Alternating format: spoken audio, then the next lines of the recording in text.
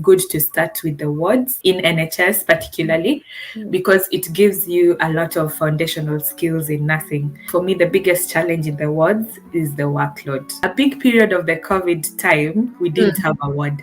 So what we would do, every morning you go on shift, you report to the site manager, and then they tell you, so today you're going to this ward, today you're going to this ward.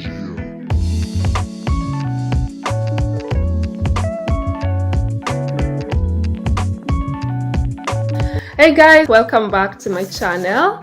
Today we have Getrude, who is here to share with us. Before we go on, I'll just let her introduce herself. Hi guys, my name is Getrude. I'm a registered nurse in the UK and I'm happy to be here today. Thank you, Nisi, for having me. Yeah, and thank you so much. This means a lot to us. A lot of people ask a lot of questions about working in different areas or different units of the hospitals in the UK. And I feel like you would be the best person to share this segment with us. So thank you so much for coming. Do you mind telling us how long you've been in the UK? So I've been in the UK since September 2019. So that would make it 2 years and 10 months now. 2 years and 10 months. Yeah. Okay. Wow. I know you're not working there anymore, but you were working in a medical ward. Yes. Was it endocrine medical ward? Yeah, endocrine. Yeah. What kind of patients did you take care of? So endocrine is mainly the hormone system. So my ward used to focus on disorders of hormones. Okay. But the biggest hormonal disorder we all know is diabetes, where insulin is affected, the production of insulin is affected. So a majority of the patients who are nursing in the ward were diabetic patients. But we also have other patients who come with hypothyroidism, hyperthyroidism, and other hormones as well. But most of the times it's diabetes. But I think since during COVID and after COVID, like there was just a mixture of all the wards. So it's not just strictly that we get endocrine patients, we still get respiratory patients, we still get stroke patients. So it's not strictly endocrine, but that's the specialties. So others say we are a diabetic ward really because it's the main condition. That's the place you started working in when you moved to the UK. Yes. How long was your supernumerary period or your induction period? Oh wow. It wasn't very linear for us because we came in September of 2019. We did our OSCE in December. So between September and December, we were working as healthcare assistants. And then after OSCE, my ward at that point didn't really have a proper structure for onboarding overseas nurses because at that time they had not received many overseas nurses. So they were just like doing things on the go. So after doing our OSCE now, we started doing the induction, but it was not very proper. So by the time COVID happened, it was March of 2020. So that's like 6 months from the time we came in. So at this point, we were still now doing the supernumerary where you don't work alone, you work with another nurse. Then when COVID happened, unfortunately, they closed down my ward and changed it to ITU to cater for the COVID patients. So for a big period of the COVID time, we didn't have a ward. So what we would do, every morning you go on shift, you report to the site manager, and then they tell you, so today you're going to this ward, today you're going to this ward. Oh my God. Yes, and remember, we're just fresh, you're not confident in your PIN. So it was a bad thing, but in hindsight, it was a good thing because it gave us that exposure, that confidence of meeting new people every day and then learning on the go. So I learned a lot through that. So really, we didn't have like a proper induction for us because of COVID and also because our ward didn't have many overseas nurses at that point and they didn't know what to do with us. After you got back now and you got your ward back, do you have like any preceptorship programs in the unit when you're new, or do you just get your induction and go straight to working? Okay, so the hospital itself, the whole hospital, they offer a preceptorship for all overseas nurses, not just overseas nurses, but also new nurses who've come in fresh from school. There's a preceptorship, which is usually 6 weeks. But again, COVID affected our preceptorship because, at that time, they cancelled all face-to-face meetings, they cancelled all trainings, so everything was being done virtually. So our preceptorship delayed until I think around 2021, probably 2020, so in 2021, and then they had to squeeze it because it was like a 6-week program, and they made it happen in 3 days. So during during that preceptorship now, it wasn't like the proper preceptorship that the hospital does, but in the 3 days now we got to meet all these specialities in the hospital: pharmacy, tissue reliability, the salt team, physios, the head of nursing, the CEO, and like each department of the hospital was coming to give a presentation during our preceptorship. But I believed after that they've since refined it, and now after the preceptorship you get a booklet that you come with to the ward and get signed up for. But that changed, so our group was the last to do that old form of preceptorship, which happened in 3 days. COVID messed up everything for us anyway. How many patients do you get, first of all? What's the nurse-patient ratio? So in my hospital, it's 1:9 or 1:10, depending on the ward, because some wards the numbers are not balanced. So some wards are 28 bed, some wards are 27 bed. So in the 28 bed wards, then one nurse is going to get 10 patients on that shift. But in the 27 bed, all the 3 nurses will get 9 patients each. So that's the standard ratio for my hospital. But do you have healthcare assistants to work with you? Yes, we do have healthcare assistants, but also that depends on the ward and how they plan their work. So in my ward, it's not that one nurse, one healthcare assistant. It usually depends on who is available on shift. So if there are 3 healthcare assistants, then they'll divide them. If there are 4, then maybe they say two will take half of the ward, 2 will take the other half. So it really depends on the number of healthcare assistants that are available on the shift. But most of the times, their allocation is different from the nurse's allocation. Because most times they divide the ward into 2 for them.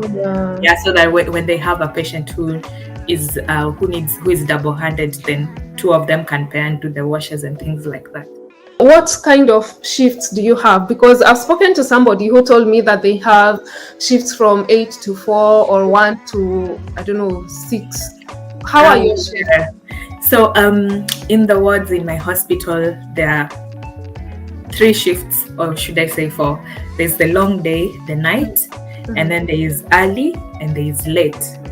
So long day is 7:30 to 8, so that's 7:30 in the morning to 8 p.m. Then night shift is 7:30 p.m. to 8 a.m.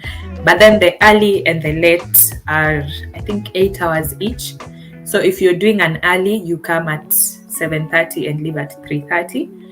If you're doing a late, you come at 12:30 and leave at 7:30. But most of the times, the early and late, they are not regular shifts. They normally happen if someone has a special condition, maybe they can do the full 12 hours, or maybe the hospital owes you hours. And then now if you do a long day, so you do one early just to make up the hours. So they're not normally regular, they're just like special shifts for special issues that happen. Like if someone has an appointment that they can't, maybe at 4 p.m. 5 p.m. then they'll do an early, but you have to speak to the manager about it. But the regular shifts are a long day or night shift. So do you mind taking us through like a typical shift? So typical ward shift handover starts at 7:30 on the dot. So by 7:30 you've come, you've done everything, you've prepared your uniform or whatever you want to do. had your coffee. Some people like getting there early, some people just get there at 7:30. So it's all a matter of preference. But the handover from the previous shift will start at 7:30. So it's usually 30 minutes. So from 7:30 till 8, you'll be getting handover. Then at 8, you go and look at your patients, assess your patients. But if it's in the morning, then you can start your morning medication, because there are a lot, especially when you have elderly patients. You get one patient has like 10 tablets, and you have to keep encouraging them to take them. So that's immediately at 8, so that you get to finish by latest 10.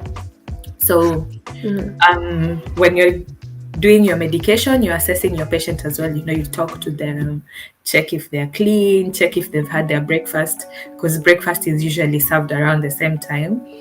So you find that you do your meds between 8 and 8:30. Some people finish by 9, so it depends anyway. But that period between 8 and 10 is when you make sure the patients are eating. The healthcare assistants will be doing the washes, so you can assess the skin of the patient. You just do the general assessment of your patient. Are they talking? Are they alert? Are they drowsy? So all these things, you do them concurrently with your medication. Then we start our morning breaks by 10 or 9:30. So 30 minutes break. So the first, because we go in turns, so the first people will go, and then at 11 in the morning, we do our observations. So you'll do the obs for the patient, and at the same time, the doctors have their board round at 9. So sometimes you may stop your whatever you're doing to attend the board round, or if you've finished all your medication, you attend the board round. Then after the board round, and just to explain, the board round is where they meet. It's more like a handover for them as well. They sit down and they talk about the patients just in passing and see who has potential of going home. And then after their board round, now they'll start seeing the patient at the bedside. So I've gotten to 11. So by 11, you do your obs, then you start your midday medication at 12. So in between, other things will be happening. Physios are coming to see patients, tissue variability, salt, dietitians, pharmacy. So all this time, people will be coming to ask you things along the way. Sometimes the doctors will tell you to take bloods, do all these things. So it's all about multitasking. Start your midday medication at 12 until maybe 1 or 2, because you have IVs at this time to give. Then after that, now you do your documentation. You write your notes, you fill your paperwork, your assessments that you've done, water, VIP score, and all this paperwork. These are quite an amount of paperwork for everything. And then also lunch breaks begin after that. So the first group of people will go for their lunch break. You come back. So usually there are things to do. Maybe the doctors want someone to be catheterized or a dressing, just different procedures going on. Between that time, then we start our evening meds at 5 p.m. And then 5 till 7, then 7:30 we hand over. So that's basically the routine for most wards. How many breaks do you guys have? I always ask this to everyone. Officially, there are 2 breaks. There are 2 breaks. How long each? 30 minutes. To make up 1 hour for the whole day. Same as for night shifts? Same as for night shifts. So the only difference with night shift is they don't break it up. They take it 1 hour. These 9 or 10 patients, are they in one bay or they are in different rooms? So the ward structures in my hospitals is that there are bays and then there are side rooms. We have 4 bays, 5 bays, and then the rest are side rooms. So you find it's a mixture. But your patients are in order. Like you get one nurse as bed 1 to 9, then bed 10 to 19, then 20 to 28. So they're not all in one bay, but there's that order. And then do you do your? You said you do your observations around 11. Yeah. Do you do only once? No, 11 and then 5 p.m. Oh, and 5 p.m. So at 5 p.m., the healthcare assistants will do the observations. Oh, But this is all dependent on the ward. And in my ward, the healthcare assistants also do the blood sugars. So you don't have to do the blood sugars. Like if you go to other wards, because we do bank shifts in other wards, you find that in other wards, some wards, the healthcare assistants don't do any observations. So the nurse, you do both your morning and evening observations and your blood sugars. In other words, it's the opposite. The nurses don't do any observations, so the healthcare assistants will do the morning and the evening. So it's about the ward manager and what they feel people should be doing. Yeah. What are the challenges you feel you go through in the ward? Yes, I think the biggest thing in the ward is now the patient to nurse ratio. That if you have 9 patients, it's a lot. Sometimes you are unlucky, all your patients are very sick, so you find you have a lot of IVs to make, and then for these patients they need different procedures, they need different things. You find yourself doing bloods. Maybe like in my ward, you find a patient who is on, it's called sliding scale, variable rate insulin infusion. So when they're on insulin infusion, you have to check the blood sugar every hour. As a nurse, you have to check the ketones as well. You keep adjusting. So I think for me, the biggest challenge in the wards is the workload. It's just too much to have 9 patients. You get used to it, but you still find yourself sometimes making mistakes, not because you wanted to make the mistakes or that you are not keen, but because there's just so much going on. Sometimes you have a patient who is deteriorating, so you have to focus on this one patient. And in as much as there's teamwork and people are going to help you, at the end of the day, you are liable to all your 9 patients. So if anything goes wrong with the other 8, because you are focusing on one, that becomes a problem. So I think the biggest challenge in the wards would be the workload. What do you love about it? Because there's always something bad and then there's always something good. That's an interesting question.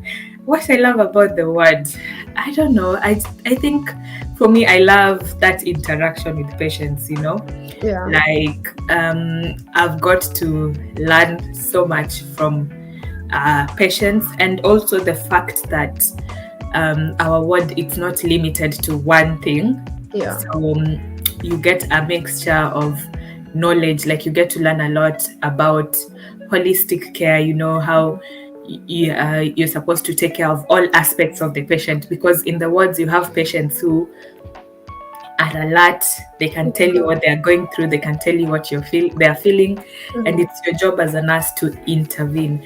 So there's that aspect of holistic patient care, and also patient interaction. It's more in the ward, like you have some really good patients who will tell you a lot, but at the same time you develop a lot of emotional intelligence. The book I'm reading right now is called Emotional Intelligence, and you get to learn a lot about dealing with people's emotions. And I think these are skills that you apply then to your life, because I think part of or some of the biggest lessons you learn in the ward is how to deal with people's emotions. Some patients can be very rude. A patient has ever made me cry. Yes, because at first you don't know what to do, but as time goes by, now you learn how to sort of develop that thick skin. You rationalize when a patient is becoming mad. You just start to talk to them to understand what's happening, what can you do, how can you intervene. So there's that aspect of learning how to deal with people. That for me is one of the benefits of working in the ward. Oh, that's really nice. So I know there are people watching maybe from back home and they would want to come and work in such a unit. What advice would you give someone like that? Okay, I feel that especially if you're just a new nurse, because there are several I wouldn't say types, but let me say categories of overseas nurses. There are some nurses who are just fresh from school, and this is going to be their first or second job. So my advice would be, it's good to start with the wards. In NHS particularly, because it gives you a lot of foundational skills in nursing. If you have like 10 years experience, 20 years experience in nursing, then maybe you have that leeway to just choose that I'll go to this and this. But if you're a fresh nurse, I'd advise you to start with the wards, because you get a lot of foundational skills in nursing. You get to learn a lot about teamwork, about patient care, about what to do when a patient is deteriorating. Most of the things that nurses who are more experienced have had. And like in the wards, you get that variety of patients, so you increase your knowledge in medicine and in healthcare. So yeah, that should be my advice, especially if you're a new nurse. If you're experienced, then you have the option of maybe going to a care home or going to a specialty or something like that. Yeah. Oh, and that's really true, because I've seen people who like graduated from uni here in the UK, and then they came to work in ICU, like straight. The first job was in ICU, and after 3 years, someone is quitting to go back to the ward, because all they know is looking after this critically ill patient, but then they don't know anything about the basics. And in our trust in ICU, we are not allowed to do things like cannulation. We are not allowed. If I'm a girl, I'm not allowed to do like male catheterization. So this person has never put a cannula. They've never done like a male catheter or something like that. And then now they have to actually quit and then go back to get the basics from the other women. Really interesting. So you're not allowed to do cannulation? No, we've been asking, and I remember sending lots of emails to like my seniors, and then they all just replied to everyone and said that it's the policy, because they know we are very busy. I don't understand it. We know that we are very busy and we have so much to do looking after the critically ill patients, according to what they said. So the cannulation should be left to the doctors. So every time I don't have a cannula, I just tell the doctor. But I feel like it's delaying my things. It does delay. I know most of our patients have like central lines and all of that, but there's these 1, 2, 3 patients that don't have, and they need antibiotics or something like that. Yeah, that's interesting. I can't do a male catheterization. Do you do that? Yeah. In the ward, we do that. You just need a chaperone, like you just need a male. But sometimes it's so hard, because nursing is a profession where 80% is female. So you can come on a shift and it's all females. There's no male. So the care has to be done. I feel like the male catheter is the easiest. As compared to the female, but that's the one we are not allowed to. Anyway, it's policies, and different trusts have different policies. The point that you brought across is true. You can start with the wards. It's good. It gives you, like I said, that foundational skill, and also that ability to multitask. Like you're thinking about, honestly, sometimes you're thinking about 100 things at the same time. So me, what I usually do, I have a to-do list. I write everything down as the shift goes along. So I go checking the box, because sometimes if you don't do that, you forget some bits and pieces.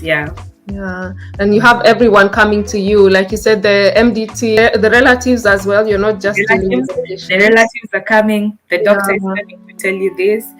You have a patient salt will come and tell you this. The dietitian, or they need a referral, you have to do the referral. Physio want to mobilize your patient, they want you to be there. Maybe another specialty, like in the ward, sometimes you need urology to come and see this patient. They tell you come and be with us. So sometimes you're just like, I'm just one person. Oh my god! And you have to be there for everyone. You have to be there. But it was really frustrating when we started, because compared to the system, like I don't know why, because in back home in Kenya, like we would get like a ward with 50 patients. And you'd be like 2 nurses or 3 nurses, but you'd manage. Very well. Here, the 9 patients you have, there's just so much happening for them. Those 9. So it was really frustrating. I'd say it was a big adjustment. But when you get used to it, you know how to plan your work. Like personally, I know how I have my own routine in my head. I know usually when I'm on shift at this time, I should have done this and this and this. At this time, I should have done this and this and this. And those are things you learn as you go. And why do you think? Because I was talking to somebody again about this, like back home, like you said, we had so many patients in the ward and we were very comfortable with it. Everything would get done. But then here you feel, why do you think we feel like it's more difficult to deal with it? I think here, I'd give you an example. You know, like back home, a CT scan before a patient is ordered for a patient. It's usually like something really major, and then like before the patient gets to go for the CT scan. But here, you know, these doctors, they order X-rays, CT scans, all these things are being ordered regularly. And then like if you just feed a patient something and they cough, they need a salt assessment therapy to come and assess their swallow. If a patient is not eating, like let's say they go 2 days without eating, you're going to do dietitian referral. The dietitians have to come and assess.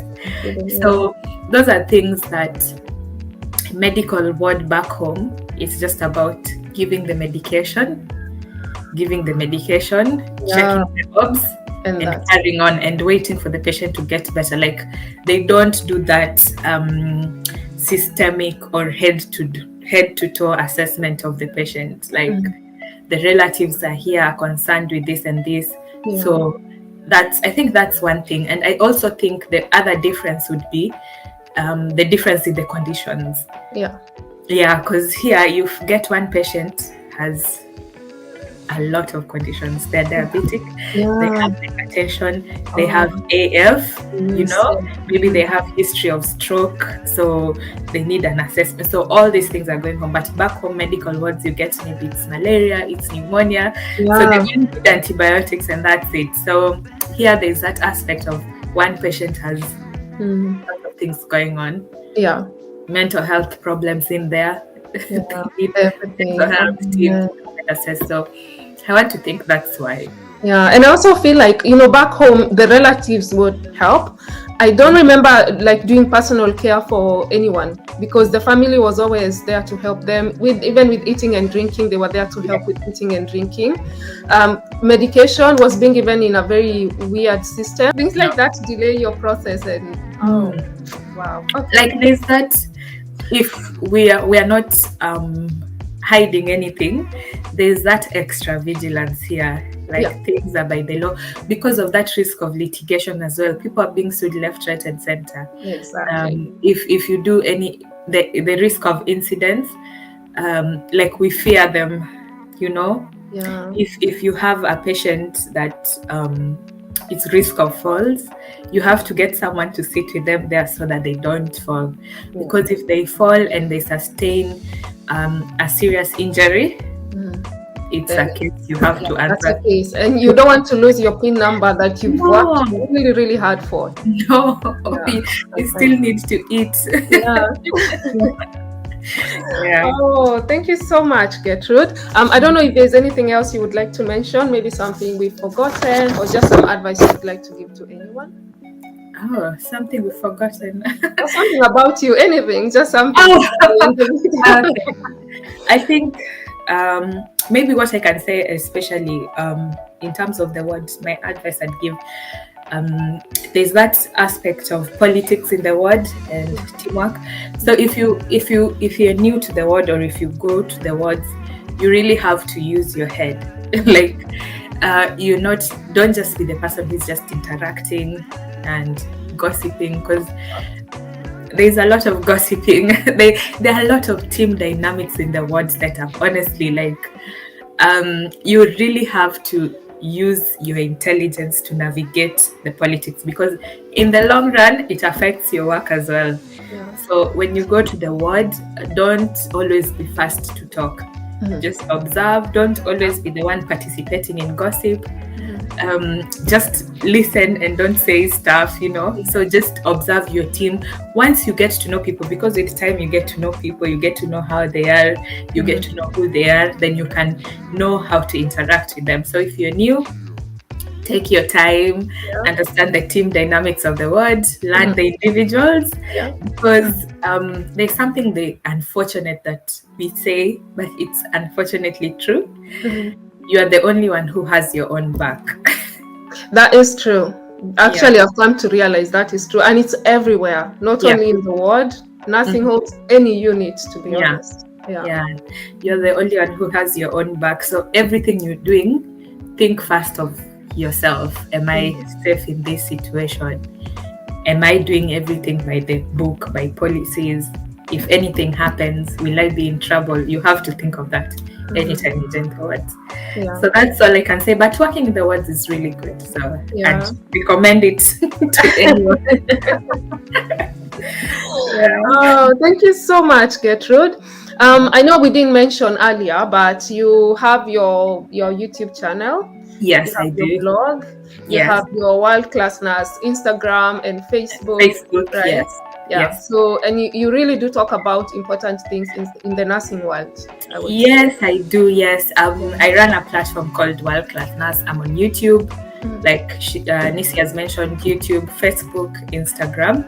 But on LinkedIn, you'll find me as Getrude. So I'm always talking about what you need to do, especially at the start of your career. I'm more passionate about beginners or rookies, because that time there's just so much that is happening. So I'm all about how to survive. I even talk about managing the big ratios in the wards, like tips on that. I also talk about transition, because Nisi, you can testify, transitioning from it's not easy. It's not easy. So and I've gotten so many people, like even a friend of mine called me and told me, oh my god, your blog really helped me. Like I'm going through the most, because there's that period you go through depression and you don't know what you're doing, and you feel like nobody understands you. So these are all things that I talk about in my platforms. So feel free to subscribe, feel free to follow me on Facebook and Instagram. I will leave all those links in the description box for anyone who wants to go there, which I would actually really, really recommend.